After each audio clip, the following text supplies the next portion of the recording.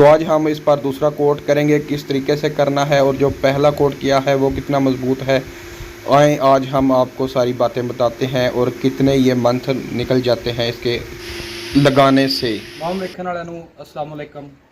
जिकन कि ਤੁਹਾਨੂੰ पता है कि अगे भी असी एक कोट लाया छत की, खास तौर पर हीट प्रॉब्लम वास्ते। ਜਿਹੜੇ छत गर्मी में ज़्यादा हीट करते हैं तो पखे भी हवा गर्म देंगे हैं तो आल में कमरिਆਂ सेक जिहा बन जाता है। तो वो वास्ते ਤੁਹਾਨੂੰ बेहतरीन असी तरीका दसिया आ कि प्लास्टिक पैरस वाइट सीमेंट ते गिलू मिक्स करके लाओ तो पखे भी ठंडी हवा देण दे, तुहाडे जिहड़े कमरे ने वो भी उन्हां भी तपश नहीं आवन लिया है, सेक नहीं बनन लिया है। तो जिकन कि तुसीं हुण वेखदे हो पे एक हत्ता के कोट लाया है बगैर जुत्तियां तो मैं उत्ते चल फिर रहा वां ते ये हत्ता के उत्ते तुसीं जिहड़ा इन्नी कोई यानी कि अच्छी चीज़ है कि गर्मी नहीं पी लगती है। हत्ता कि गर्मी के विच मैं खलोते हाँ लेकिन चल फिर रहा वां जुत्ती के बगैर तो फिर भी जिहड़ा काबिले बर्दाश्त है, यानी कि हत्ता कि महसूस ही नहीं होंदा ना ठंडी है ना है गर्म है। तो बाकी जिहड़ा दूजा अज असीं कोट लाना है उहदा मैं तुहानूं तरीकाकार दसना वा किन्नी लेयर चाड़नी है तो कि तरीके नाल किस तरीके नाल उहनूं लाना है। तो बकाया तुसीं वेख सकते हो कि सारे दी कोट लग गए है, वो खुश्क हो गए है। तो हुण असीं जिहड़ा दूजा कोट शुरू करांगे उहदा तरीकाकार भी मुकम्मल तुहानूं दसना कि तुसीं करना है। तो सारें नालों पहले तुसीं जिहड़ा एक कोट ला छड़िया प्लास्टिक पैरस दा, जिहड़ियां चीज़ां मिक्स करके तुहानूं दसियां ने वो खुश्क हो गया, एक दिन दी इहनूं रैस्ट दित्ती है। उस तो बाद हुण ओहदे ते दूजा कोट करांदे। तो दूजे कोट का तरीकाकार है वे कि पानी जिहड़ा तुसीं एक दफ़ा सारे छत ते फेर ला लेना है ताकि जिहड़ा असीं दूजा कोट करिए उहदी पकड़ ते मजबूती होवे आपस विच इन्हां दी। सारे छत ते पानी ला लेना एक दफ़ा तुसीं। ते दूजा जिहड़ा तरीकाकार तुहानूं पहले दस्सिआ है, पहली वीडियो तुसीं वेखी है, उस तरीके नाल गिल्लू सीमेंट तुसीं वखरा घोल लेना है। ते प्लास्टिक पैरस बना के 15 लीटर की बाल्टी च ते उस तरीके नाल तुसीं दोबारा अप्लाई करी जावना इहदे ते।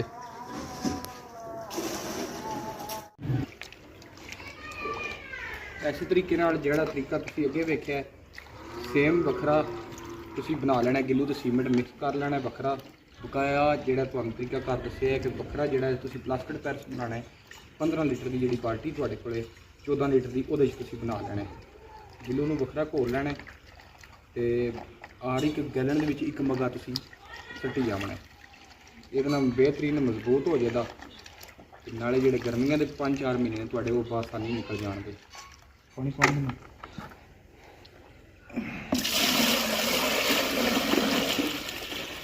तो वीडियो के नाल जुड़िया रहना है ताकि तुहानूं समझण विच आसानी होवे ते ना किसी कारीगर की लोड़ है, ये तुसीं खुद भी ला सकते हो।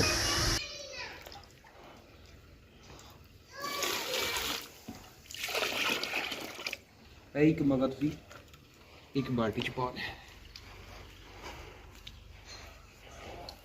बकाया तुसीं उस तरीके नाल ही घोलना है, जिहड़ा तरीकाकार अगे दस्सिआ तुहानूं सारा इक्को थां नहीं छड्डना, इस तरह बिल्कुल खिलार खिलार के छड्डना है ताकि वो अच्छी तरह मिक्स हो जाए। दूसरा कोट होएगा ज़्यादा जिन्नी मोटी लहर होगी यदि उन्ना जिहड़ा कूलिंग करेगा, छत नूं ज़्यादा तपन नहीं देणगा।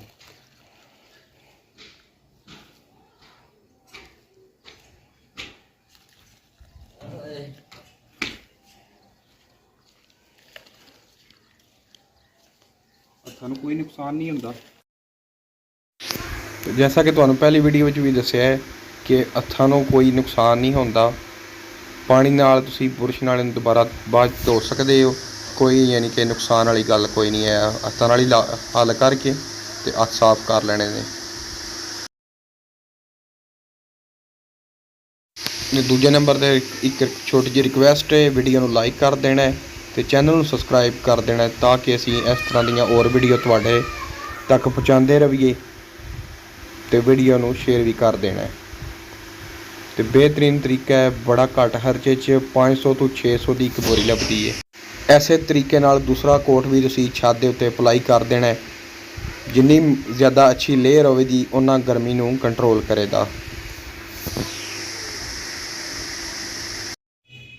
अद्धे छत ते डबल कोट हो गया तो जिथों सिंगल है उतों भी तुहानूं नज़र आ रहा है। ਤੇ ਜਿਹੜਾ ਤਰੀਕਾ ਦੱਸਿਆ ਤੁਹਾਨੂੰ ਉਸੇ ਤਰੀਕੇ ਕਾਰ ਨਾਲ ਤੁਸੀਂ ਡਬਲ ਕੋਟ ਇਹਦੇ 'ਤੇ ਲਾਣਾ ਤੇ ਬਿਹਤਰੀਨ ਗਰਮੀਆਂ ਦਾ ਹੱਲ ਏ। 2-4 ਮਹੀਨੇ ਸਕੂਨ ਵਿੱਚ ਹੋ ਜਦੋਂ। ਤੇ ਜਿਸ ਟਾਈਮ ਵੀ ਤੁਸੀਂ ਦੂਸਰਾ ਕੋਟ ਕਰਨਾ ਹੈ ਤੇ ਇਹਦੇ 'ਤੇ ਪਾਣੀ ਹਲਕਾ ਜਿਹਾ ਜ਼ਰੂਰ ਲਾਣਾ ਹੈ ਤਾਂ ਕਿ ਜੋੜ ਬਚ ਜਾਏ, ਮਜ਼ਬੂਤੀ ਹੋ ਜਾਏ। ਤੇ ਜਿਹੜਾ ਪਾਰਟ ਤੁਸੀਂ 1 ਵੇਖਿਆ ਹੈ ਉਹਦੇ ਵਿੱਚ ਵੀ ਇਹੀ ਬਾਰ-ਬਾਰ ਦੱਸਿਆ ਹੈ ਕਿ ਇੱਕੋ ਦਫਾ ਪਲਾਸਟਿਕ ਪੈਰਸ ਨੂੰ ਨਹੀਂ ਬਣਾਉਣਾ ਕਿਉਂਕਿ ਉਹ ਬਹੁਤ ਜਲਦੀ ਜਿਹੜਾ ਖੁਸ਼ਕ ਹੋ ਜਾਂਦਾ ਹੈ। ਜਿਹੜਾ ਤਰੀਕਾਕਾਰ ਤੁਸੀਂ ਵੀਡੀਓ ਦੇ ਵਿੱਚ ਵੇਖ ਰਹੇ ਹੋ ਤਰੀਕਾਕਾਰ, ਉਸੇ ਤਰੀਕੇ ਨਾਲ ਤੁਸੀਂ ਪਲਾਸਟਿਕ ਪੈਰਸ ਬਣਾਉਣਾ ਹੈ। ਪਲਾਸਟਿਕ ਪੈਰਸ ਲਾਉਣ ਤੋਂ ਪਹਿਲੇ ਡਬਲ ਕੋਟ ਤੁਸੀਂ ਜਿਹੜਾ ਹੈ ਪਾਣੀ ਜ਼ਰੂਰ ਲਾ ਲੈਣਾ ਹੈ। ਤੇ ਇਸ ਤਰੀਕੇ ਨਾਲ ਤੁਸੀਂ ਬਣਾ ਕੇ ਤੇ ਇਹਨੂੰ ਜਿਹੜਾ ਅਪਲਾਈ ਕਰੀ ਆਉਣਾ ਛੱਤ ਦੇ ਉੱਤੇ। 5 ਤੋਂ 600 ਦੀ ਇੱਕ ਬੋਰੀ ਲੱਭ ਜਾਂਦੀ ਹੈ ਤੇ ਗਿੱਲੂ ਤੇ ਸੀਮੈਂਟ ਜਿਹੜਾ ਤੁਸੀਂ ਉਹ ਵਿੱਚ ਇਹਦੇ ਸ਼ਾਮਲ ਕਰ ਲੈਣਾ ਤਾਂ ਕਿ ਇਹ ਮਜ਼ਬੂਤ ਹੋ ਜੇ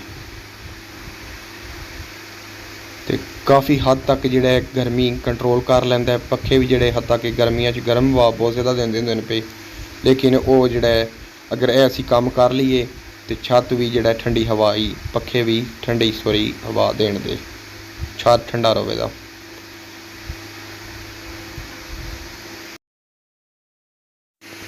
ਤੇ ਕੋਸ਼ਿਸ਼ ਇਹੀ ਕਰਨੀ ਹੈ ਕਿ ਜਿਹੜਾ ਇਹਨੂੰ ਜਿੰਨਾ ਅੱਛਾ ਤੁਸੀਂ ਮਿਕਸ ਕੀਤੇ ਹੋਣਾ ਓਨਾ ਹੀ ਬਿਹਤਰੀਨ ਰਹੇਗਾ। ਅਗਰ ਰੋੜੀ ਵਗੈਰਾ ਵਿੱਚ ਤੁਸੀਂ ਯਾਨੀ ਕਿ ਰਹਿ ਗਈ ਤੇ ਉਹ ਇਕੱਠਾ ਹੋ ਜਾਂਦਾ, ਬਾਰਿਸ਼ ਆਉਂਦੀ ਹੈ ਤੇ ਉੱਥੋਂ ਜ਼ਿਆਦਾ ਨੁਕਸਾਨ ਹੁੰਦਾ ਹੈ ਕਿ ਯਾਨੀ ਕਿ ਖਰਾਬ ਹੋਣ ਦਾ।